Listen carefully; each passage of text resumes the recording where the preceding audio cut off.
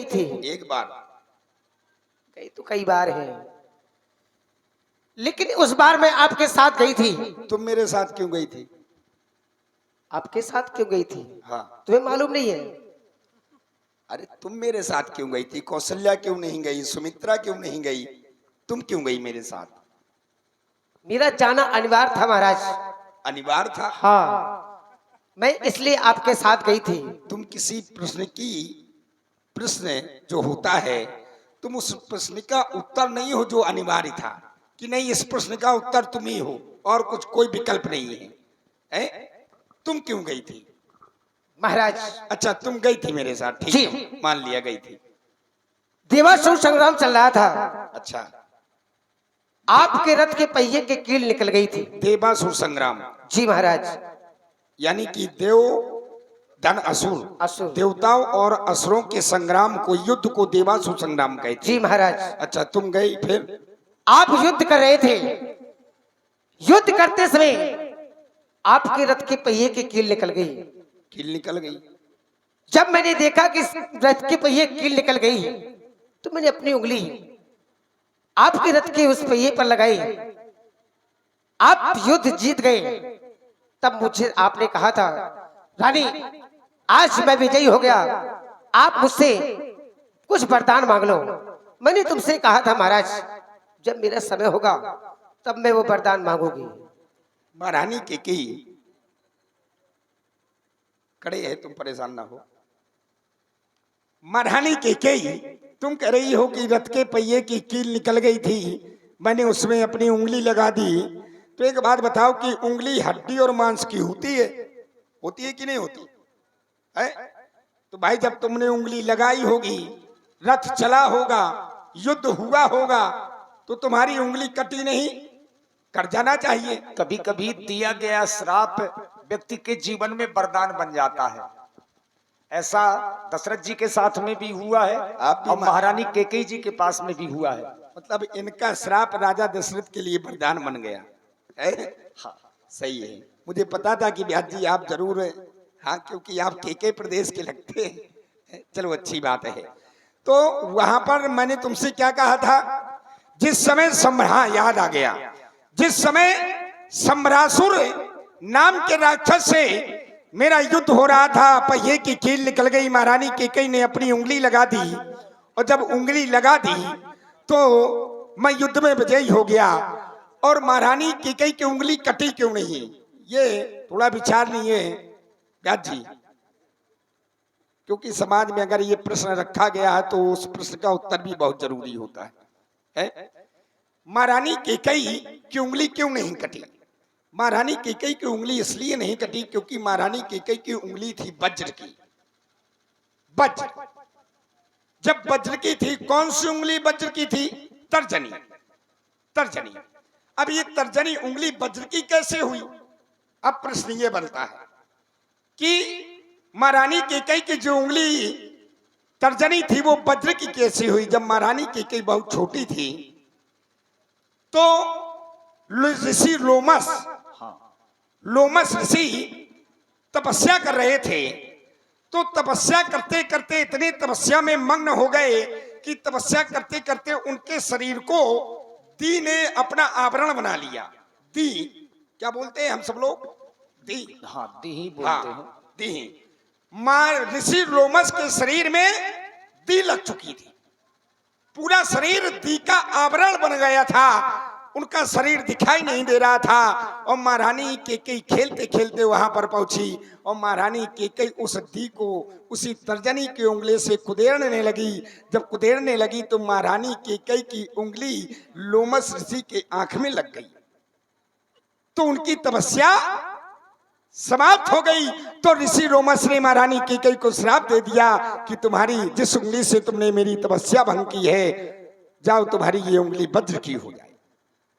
इसलिए ये उंगली वज्र की थी। श्राप मिला महारानी कैकेयी को, लेकिन राजा दशरथ के लिए वो वरदान बन गया। तब मैंने तुम्हें वहां पर एक वरदान दिया था। कितने? एक। और देखिए, माताओं बहनों से अनुरोध है कि आज भर का समय है, और देखिए पता नहीं फिर कब भगवान की लीला हो, तो कम से कम आज सब लोग रुकें। जब तक लीला हो, लीला तभी तक होगी जब तक आप लोग बैठे रहेंगे, भले ही चाहे 5 बजे, चाहे 6 बजे, चाहे जितने बजे, जब तक आप लोग हैं तो लीला चलती रहेगी। तो आज भर का समय है, कल से अपने वही घर के कार्य करने हैं। धन्यवाद। तो महारानी केकई तुमने क्या कहा था मुझसे?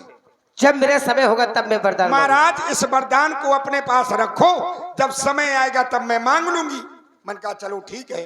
और दूसरा वरदान मैंने तुम्हें कहाँ दिया था? महाराज दूसरा वरदान, आप शिकार खेलने गए थे। शिकार खेलते समय आपने अपने तरकस से बाण निकाला।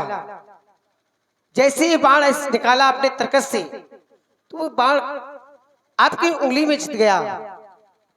याद आ गई मुझे बात, सत्य बात है। जब मेरी युवावस्था थी, मैं शिकार खेलने गया, सामने शिकार दिखाई देने पर तरकस से बाण निकाला कि बाण का अग्रभाग मेरी उंगली में छुप गया। जब संध्या का समय हुआ, मैं वापस अपने महलों में आया। मुझे नींद नहीं आ रही थी, बड़ा कष्ट था। महारानी केकई ने देखा कि महाराज को बहुत बड़ा कष्ट है। महारानी केकई ने मेरी उस उंगली को अपनी जिह्वा पर रख लिया और जिह्वा पर रख लिया। मुझे नींद आ गई। जब नींद आ गई, मैं पूरी रात्रि आराम से सोया। जब प्रातःकाल हुआ और जब मैं जागा तो मैंने क्या देखा कि महारानी केकई मेरी उंगली को पूरी रात्रि उसी तरह से अपनी जिह्वा पर रखे रही। मैंने कहा महारानी मैं तुमसे प्रसन्न हूं, तुम मुझसे एक वरदान और मांग लो। तब तुमने क्या कहा था? महाराज इसे आप धाती रूप में रखिए। महाराज इसको भी आप अपने पास रखो धाती रूप में, जब समय आएगा तब मैं मांग लूंगी। और सत्य बात बताना, तुमने आज तक वरदान मांगे? नहीं मांगे। मांगे ना। जब मांगे नहीं तो फिर तुम राजा दशरथ को झूठा क्यों कह रही हो कि मांग मांग तुम कहो पिए खबऊ देव ना ले, तेज कहे वरदान दो इतई पावक संदेव। हम तो वो रघुवंशी हैं कि रघुकुल रीत सदा चली आई और प्राण जाए पर वचन। राजा दशरथ को झूठा बतला रही हो है? इसमें गलती राजा दशरथ की कि तुम्हारी है? भाई किसी के घर में मेहमान आए और घर का मालिक मेहमान से कहे कि भैया भोजन कर लो, अब वो मेहमान कहे कि जब हमें भूख लगेगी तब हम आपसे मांग के खा लेंगे। अब वो मेहमान भूखा बना रहे तो घर के मालिक का क्या दोष है? भाई तुमने मांगे नहीं सो हमने दिए नहीं। अगर तुम मांगती और हम तुम्हें ना देते तब तुम कह सकती थी कि मांग मांग तुम कहो प्रिय कहो देव ना ले, देन कहे वरदान दो इतई पावक संदेव। सन मांग का रानी जी पूछो जा अपनी इन पटियों से, प्रीतम की प्रिया नीचे है भरती हुए न मोतियों से। ऐसे वैसे से मत मांगो, मांगो उससे जिससे पूरा हो। भाई मांगना उसी से चाहिए जो देने लायक हो, है ना? मांगना उसी से चाहिए जो देने लायक हो। भिखारी के पास चले जाओ, कह दे भैया 1 किलो सोना दे दो, तो क्या दे पाएगा है? और राजा के पास जाओगे तो वो 1 किलो नहीं, वो आपको 10 किलो दे देगा। ऐसे वैसे से मत मांगो, अरे मांगो उससे जिससे पूरा हो, जो सदा मांग का प्रेमी हो, जो सदा बात का सच्चा हो। अच्छा यार कप्ता जाने दो, सच सच बतलाओ, क्या यही बात है जो रूठी हो? जी महाराज। क्या बात है, क्रोध क्यों कर रही हो? महाराज कुछ क्रोध नहीं। महाराज तुम तो मेरे स्वामी हो, तुम तो मेरे स्वामी हो। इतने जल्दी अभी कह रही थी मैं कौन तुम्हारी क्या होती हूँ? सुनो महाराज सुनो, तुम तो मेरे स्वामी हो, मेरा मन रखने वाले हो, रघुवंशी हो, सत्यवादी हो, प्रण पालन करने वाले हो। राजेंद्र धर्म है पुरुषों का, राजेंद्र धर्म है पुरुषों का, जो कहते हैं सो करते हैं, वो प्राण वीर कहलाते हैं, जो प्रजा पर अपनी मरते हैं। सिद्धांत आपका है महाराज। चाहे हो जाए मित्र शत्रु, चाहे ये संसार पलट जाए, सिर कट जाए तो कट जाए पर वचन नहीं जाने पाए। ये किसका सिद्धांत है? आपका महाराज। राजा दशरथ का सिद्धांत है। जी महाराज। रघुवंशियों का सिद्धांत है कि चाहे हो जाए मित्र शत्रु, चाहे संसार पलट जाए, ये सिर कट जाए तो कट जाए लेकिन वचन नहीं, ये हमारा सिद्धांत है। जी महाराज। तो सुनो, कुछ क्रोध नहीं, हाँ, अपमान नहीं। अच्छा। न मैं क्रोध कर रही हूँ, न मैं आपका अपमान कर रही हूँ। अच्छा। कुछ क्रोध नहीं, अपमान नहीं, करती हूँ मैं उपहास नहीं। सच तो ये है राजा जी, सच तो ये है स्वामी जी, मुझे तुम पुरुषों पर विश्वास नहीं। वाह, अभी मेरा सिद्धांत बता रही थी, अब कह रही है कि तुम पुरुषों पर विश्वास नहीं है। पति और पत्नी का जो संबंध होता है वो विश्वास का होता है। काहे का होता है? विश्वास का।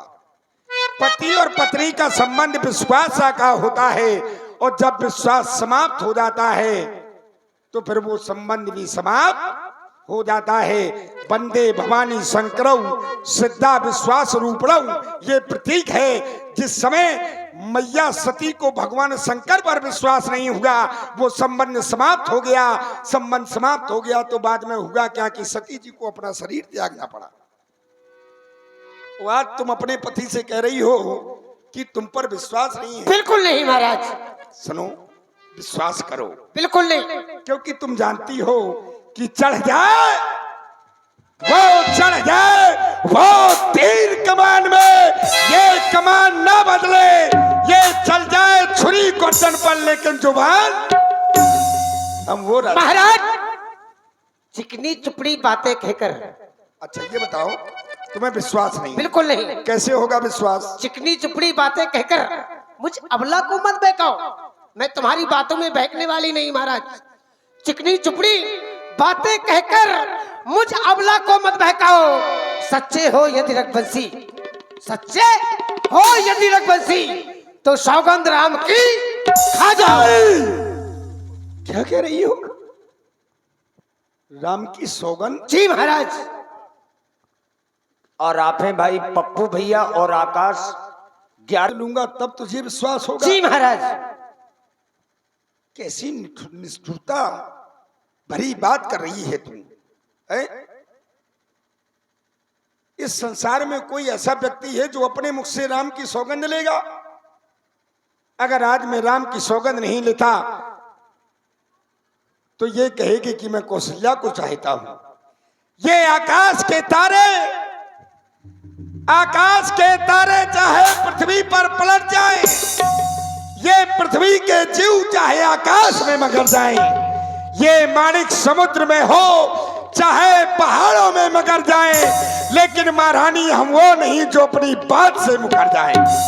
है आन पहली बार पाक उस नाम की, है आन पहली बार पाक उस नाम की, ले तेरे सामने खाता हूं मैं सौगंध अपने बेटे राम की। महाराज मुझे विश्वास हो गया, पूर्ण तरह से विश्वास हो गया। चलो अब वरदान मांगो कि मुझे वो वरदान मिल जाएंगे। मांगो मांगो। हाँ सुनो महाराज। और लो सुनो प्राण और प्राणनाथ, और वो साथिया जो मांगती हो, कौशल्या नंदन के बदले निज सुत का राज मांगती हो।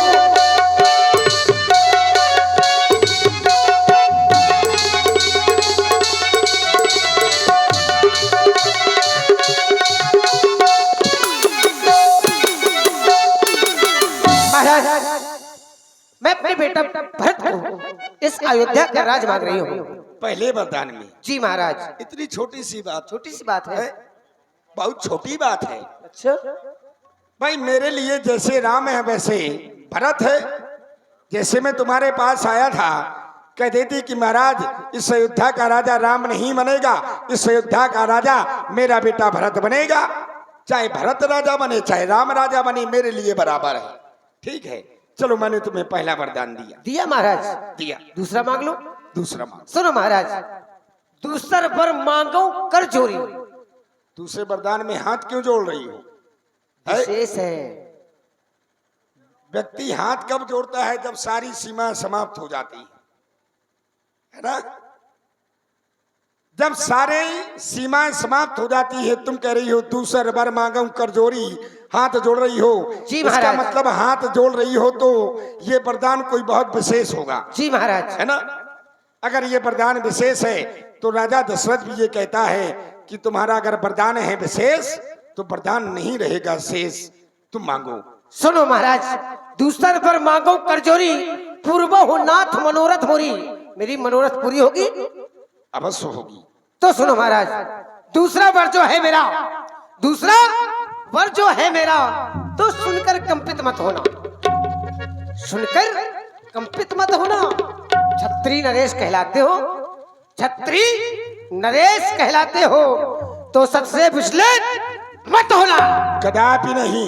राजा जो राम हो रहा है, राम? जी महाराज, राम। राजा जो राम हो रहा है वो राजा नहीं, उदासी है। उदासी? वो राजा नहीं, उदासी है। कल से ही 14 वर्षों को तपसी बनकर वनवासी है। नहीं महारानी, नहीं। तापस में नहीं महारानी, उदासी। नहीं महारानी। 14 वर्ष राम वनवासी।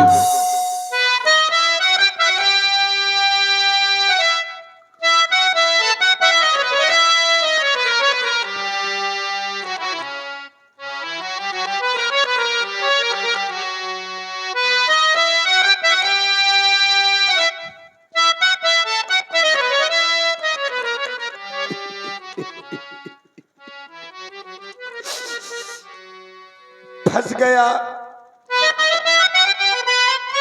फंस गया, फंस गया। चक्रवर्ती सम्राट अयोध्या नरेश राजा दशरथ एक नारी के चक्कर में फंस गया, एक नारी के चक्कर में फंस गया।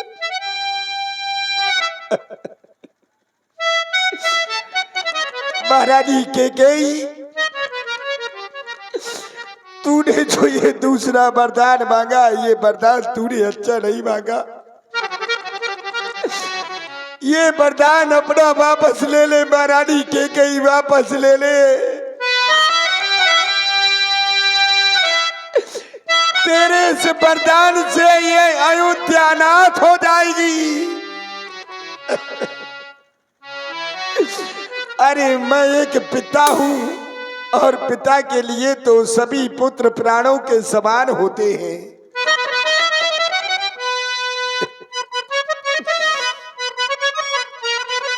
सभी पुत्र पिता को है समान,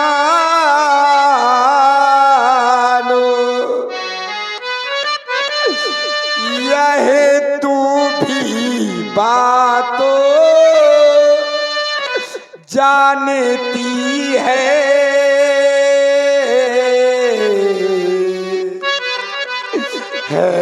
भरत राम सा प्यारा मुझे, ये मैं नहीं कहता, ये त्रिभुवनो नायको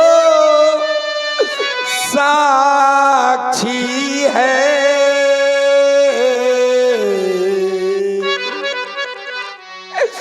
पहला पर तूने मांगा है,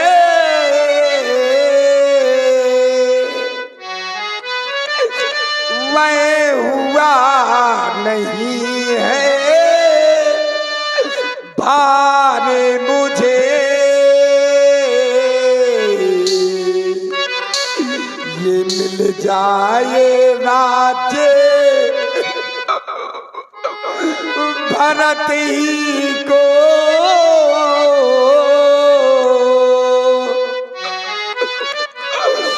उत्साह सहित सुई कार मुझे। पर राम बनो में वो बास करे,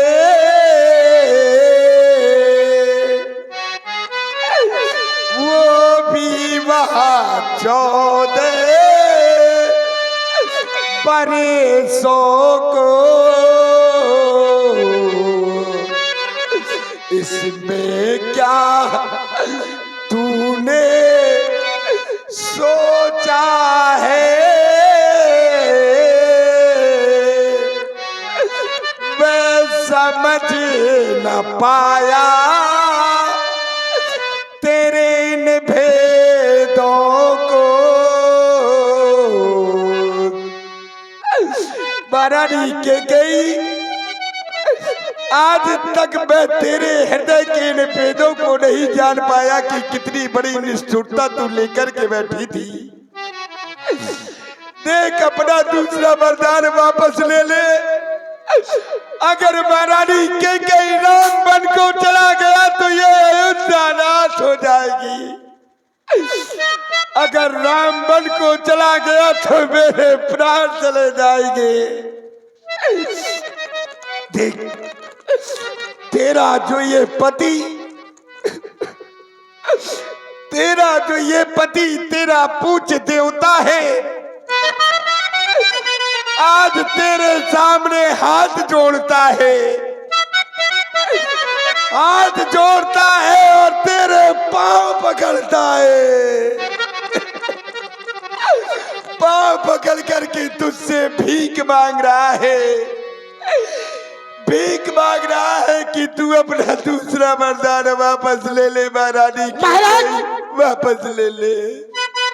मैंने तुमसे पहला वरदान मांगा अपने बेटे भरत के लिए। इस अयोध्या का राज आपने सही स्वीकार कर लिया। जैसे ही मैंने राम के लिए वनवास मांगा, आप रुदन करने लगे। तुम्हारे वंश में कितने बड़े बड़े राजा हुए। सत्यवादी थे निर्भरिश्चंद्र, जिसने सत्य तजाता संकट में, जिनकी सच्चाई का चिराग जगमगा रहा था मरघट में। दूसरे महाराज शिवी थे, जो सोयस दान का देते थे, जो नहीं सोचते थे अपना, रक्षा में एक कबूतर को खुद मांस तौलते थे अपना। तीसरे महाराज श्री दधीची जी थे, जो सोयस दान का देते थे, जब आकर इंद्र मांगता था वो हड्डी अपनी दे देते थे। महाराज मैं तुमसे हरिश्चंद्र जैसा हड्डी या मांस न मांग रही। मैं तुमसे शिव दधीच जैसा हड्डी या मांस न मांग रही। मैं मांग रही अपना कर्जा, जो देना तुमको वाजिब है। तुम हरिश्चंद्र के कुल के हो तो दे दो, यही मुनासिब है। नहीं,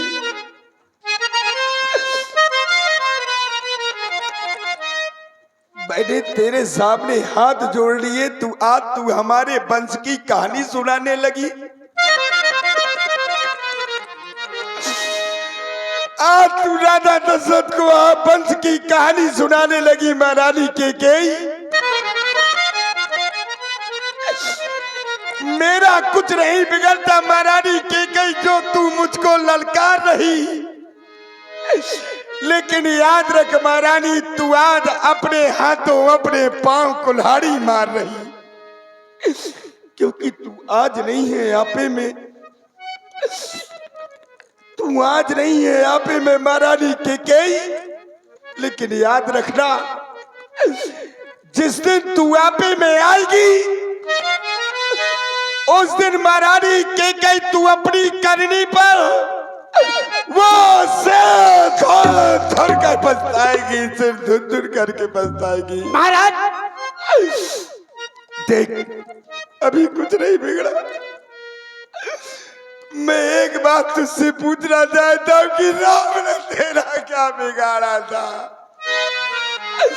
अरे राम को तो तुम सबसे ज्यादा चाहती थी, सबसे ज्यादा प्रेम करती थी, लेकिन राम के लिए इतनी बड़ी निष्ठुरता क्यों महारानी केकई? देख, तू दूसरे वरदान में मेरे लिए 14 वर्षों का वनवास मांग ले। क्योंकि अगर राम वन को चला गया तो राजा दशरथ के प्राण चले जाएंगे, क्योंकि जीवन मोर राम बिन नाही, राम के बगैर मेरा जीवन नहीं है, मेरा जीवन नहीं है महारानी कैकेयी। महाराज, भरत की रावण पूत न होई, आयु मोई बिसाई की सोई। क्या पुत्र, आपका पुत्र भरत नहीं है? क्या आप मुझे मोल खरीद कर लाए थे? तुमने क्या सोचा था कि महारानी कैकेयी कुछ चने चवेला मांगेगी? सुनो महाराज, 2 वर्षों मैंने मांगे हैं, 2 वर्षों मैंने मांगे हैं, मैं उनको बदल नहीं सकती महाराज। पड़ गई रेख जो पत्थर पर, पड़ गई रेख जो पत्थर पर, धोने से निकल नहीं सकती। यदि हृदय आपका दुखता है तो एक उपाय बताती हूँ। उपाय? जी महाराज। कौन सा उपाय है महारानी कैकेयी? वो उपाय जल्दी से बतला जिससे राम मेरे पास रहे। आपके पास रहेगा महाराज। कौन सा उपाय है? बता रही हूँ महाराज, सुनना ध्यान से, ध्यान लगाकर सुनना। बताओ महारानी कैकेयी। यदि हृदय आपका दुखता है तो वो एक उपाय बताती हूँ। इन बूढ़ी आंखों के आगे, इन बूढ़ी आंखों के आगे वो सरल उपाय बताती हूँ महाराज। अवधेश बात घर पर ही है, अभी हमारे और तुम्हारे बीच की बात है। हम दोनों साथ हैं और कोई नहीं है। अभी कोई पंचों पर तो कहीं नहीं गई, न किसी ने देखा न किसी ने सुना। अवधेश बात घर पर ही है, कुछ पंचों पर अपमान नहीं। तुम अपने मुख से ये कह दो केवल एक बार महाराज, तुम अपने मुख से ये कह दो कि मैं दूंगा पिछला वरदान। तब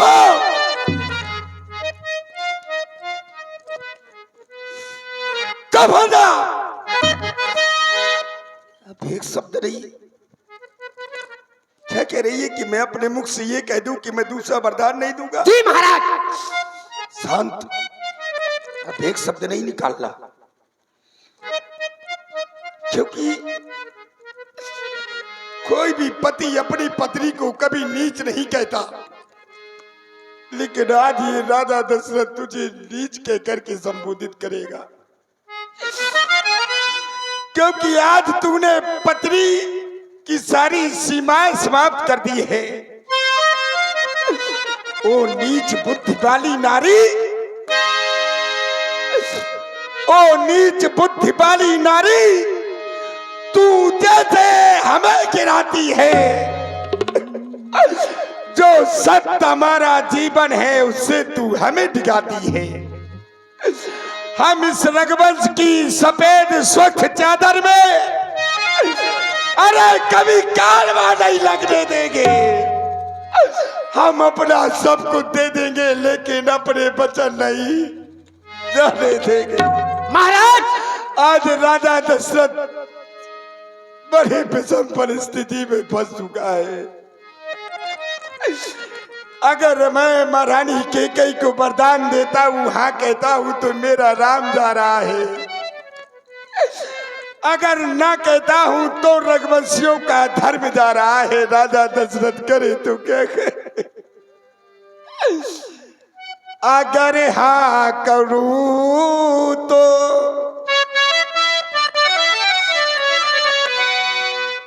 अगर हाँ करूँ तो राम बन जाए, अगर ना करूँ तो धर्म डगमगाए। इधर राम जाए रे जाए, इधर जान जाए, इधर राम जाए रे जाए, इधर जान जाए। राम जय राम।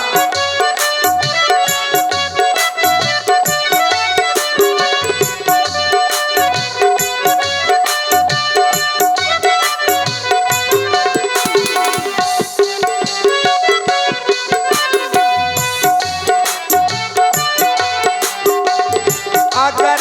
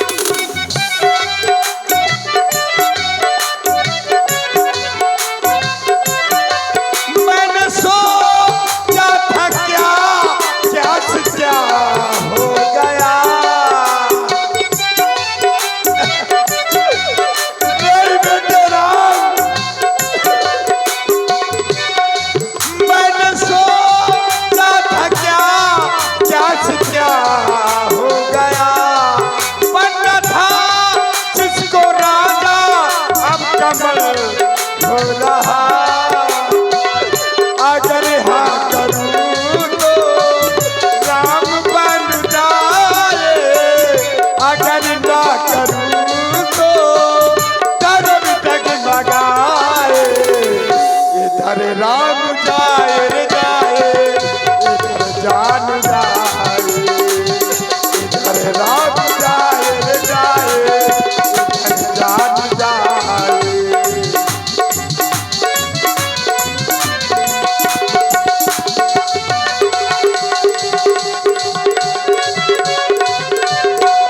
महाराज आप कितना रोएंगे महाराज?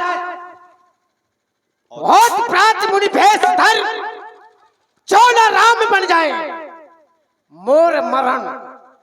अगर प्रातः होते ही राम बन को नहीं गया तो मैं जहर खाकर अपने प्राण तज दूंगी महाराज। तेरी जैसी नारियां कभी प्राण तजेगी है? अरे तू क्यों मरेगी? अरे मरूंगा तो मैं, लेकिन याद रख महारानी केकई, आज ये बूढ़ा पिता, आज ये बूढ़ा पिता तुझे श्राप दे रहा है महारानी केकई, कि संसार में कोई भी माँ बाप,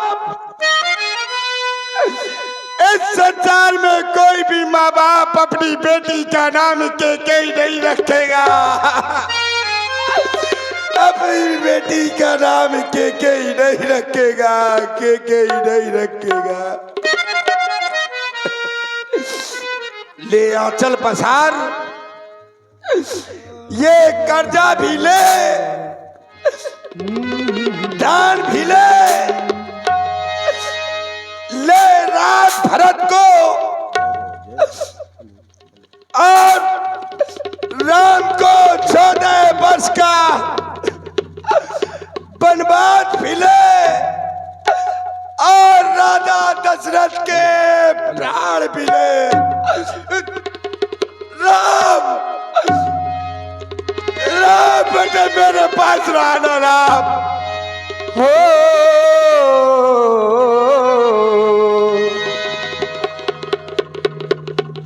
राम राम रटे बिकल भुवालू, जन बिनु पंखे बिहंगो बिहालू। जैसे बिना पंख का पक्षी हो जाता है, आज वही स्थिति महाराज दशरथ जी की हो गई। स्वर्ग से सुंदर सपनों से प्यारा आय अपना घर द्वार, माता की करतूतों ने इस घर को किया बर्बाद।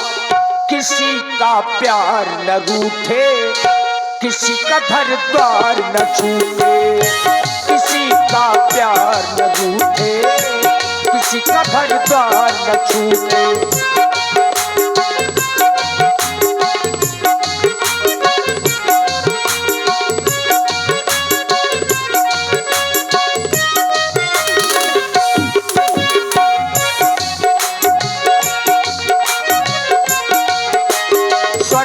सुंदर सपनों से प्यारा आय अपना घर द्वार, माता की करतूतों ने इस घर को किया बर्बाद। किसी का प्यार न रूठे, किसी का घर द्वार न छूटे, किसी का प्यार न रूठे, किसी का घर द्वार न छूटे। इधर महाराज को राम राम रटते रटते भुंसारा हो गया। अब महाराज अभी जागे नहीं, चूंकि भगवान सूर्य का उदय हो गया, और ऐसा पहली बार हो रहा है। चूंकि राम जी को राजा बनाया है, लेकिन राजा दशरथ अभी तक जागे नहीं है। दरवाजे पर भारी भीड़ इकट्ठा हो गई। आखिर ऐसा कौन सा कारण आ गया?